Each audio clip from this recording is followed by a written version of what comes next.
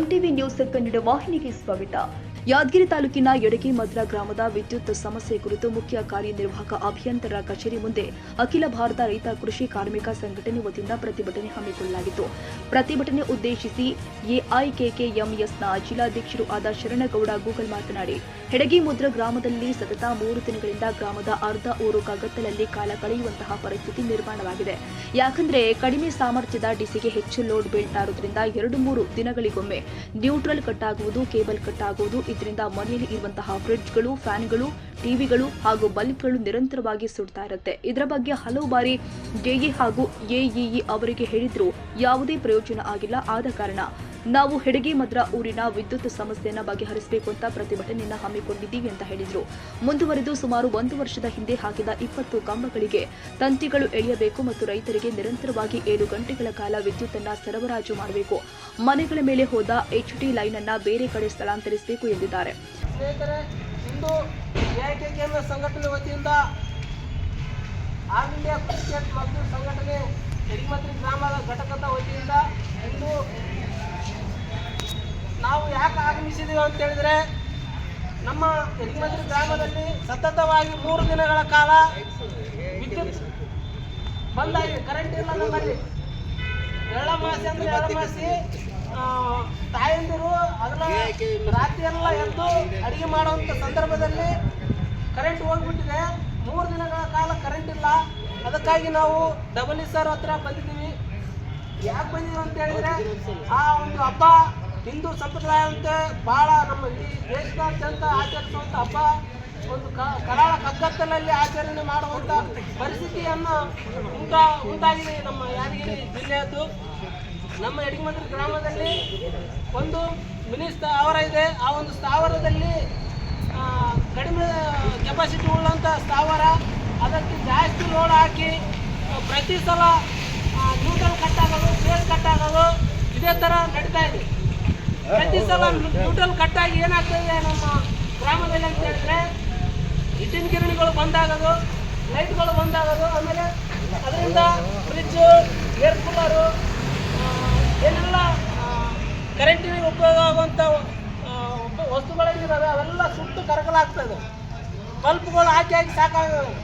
ಆಮೇಲೆ ಅಲ್ಲಿ cable cut ಆಗುತ್ತೆ, ಅಲ್ಲಿ ಲಕ್ಸ್ಗಳು ಹಾಕಿ ನಟ್ ಬೋಲ್ಟ್ ಟೈಟ್ ಮಾಡೋರು ಗಟ್ಟಿಲ್ಲ. ಅಲ್ಲಿ ಜೈಗೆ ಫೋನ್ ಮಾಡಿದರೆ ಜೈ ಫೋನ್ ಎತ್ತದಲ್ಲ.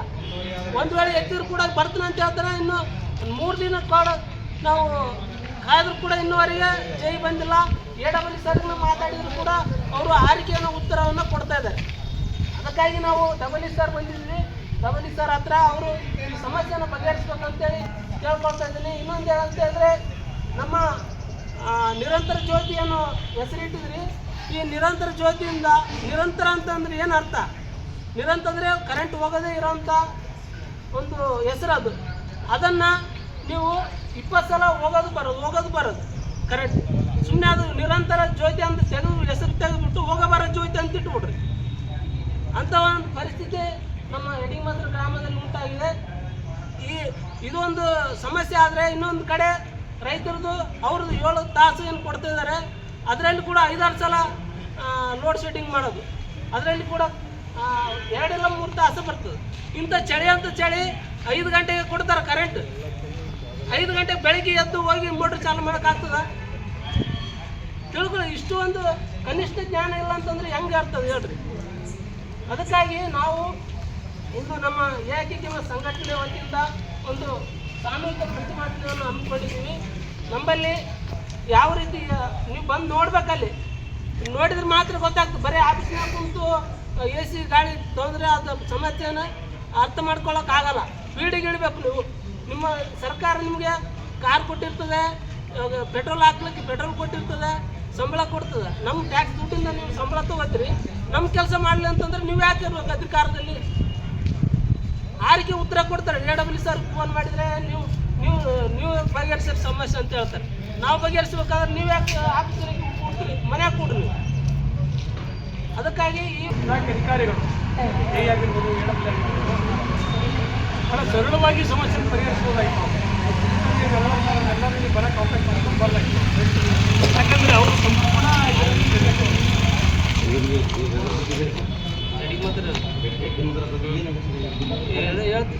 ಒಂದು 5 ನಿಮಿಷ ಆಯ್ತು. Okay sir. ಅದೇ ಈ ಕರೆಂಟ್ ಪ್ರಾಬ್ಲಮ್ ಆಗಿ ಈ ಒಂದು ವಿಷಯದ ಕುರಿತು ಮೊನ್ನೆ ಇಲಾಖೆಗೆ ಬಂದಿದ್ದೀವಿ ನಾವಂತ. ಏನು ಭಾಳ ದೊಡ್ಡ ಸಮಸ್ಯೆ ಅಲ್ಲ, ಮೇಯವ್ರು ಇದ್ದಾರವರು ಟೀಚಿನ ಸುಟ್ಟಿಲ್ಲ, ಇನ್ನೊಂದು ಸಮಸ್ಯೆ ಆಗಿಲ್ಲ, ಒಟ್ಟಾರೆ ಟೀಚಿಂಗ್ ಲೋಡ್ ಆಗಿಲ್ಲ.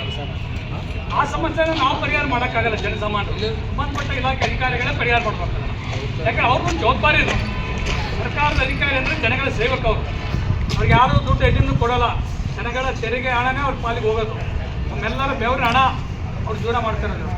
ಯಾವುದೇ ಅಧಿಕಾರಿ ಆಗಿರ್ಬೋದು, ನಾನು ವೈಯಕ್ತಿಕ ಉಪಾಧಿಕಾರಿ ಟೀಕೆ ಮಾಡಲ್ಲ. ನಾನು ಇವತ್ತು ಸರ್ಕಾರದಲ್ಲಿರೋ ಎಲ್ಲರೂ ಕೂಡ ಜನಗಳೇ ಸೇವೆ ಮಾಡೋಕ್ಕೋಸ್ಕರ ಅವ್ರನ್ನ ನೇಮಿಸಿದಂಥ ಸರ್ಕಾರದ ಪ್ರತಿನಿಧಿಗಳು ಅವರು ಈ ಒಂದು ಸಮಸ್ಯೆನ ಪರಿಹಾರ ಮಾಡಬೇಕು.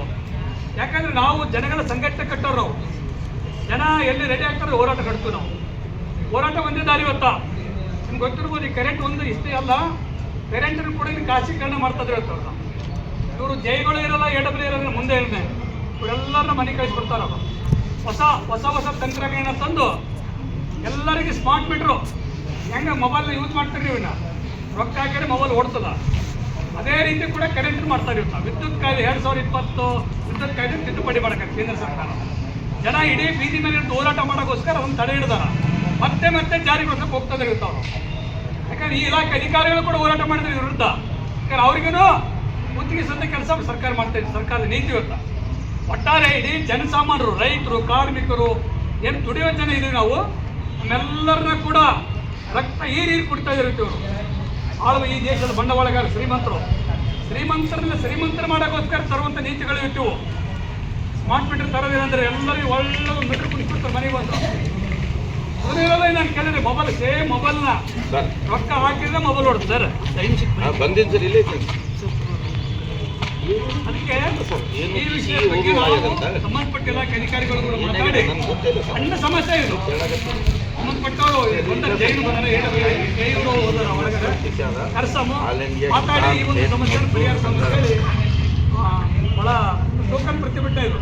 ನಮ್ಮೆಲ್ಲರೂ ಕೂಡ ವಂದನೆ ಸಲ್ಲಿಸಿ ಒಂದೆರಡು ಮಾತು ಮುಗಿಸ್ತಾ ಇದ್ದೀನಿ.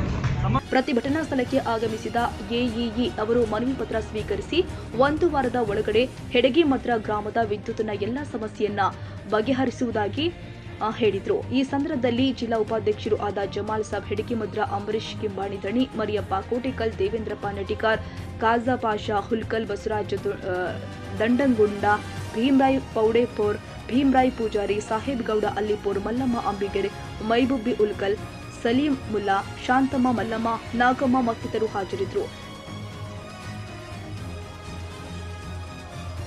ತಾಜಾ ಸುದ್ದಿಗಾಗಿ MTV ನ್ಯೂಸ್ 24/7ಗೆ ಸಬ್ಸ್ಕ್ರೈಬ್ ಮಾಡಿ ಮತ್ತು ಬೆಲ್ ಐಕಾನ್ ಅನ್ನು ಒತ್ತಿ. ತಪ್ಪದೇ ಲಿಂಕ್ ಶೇರ್ ಮಾಡಿ.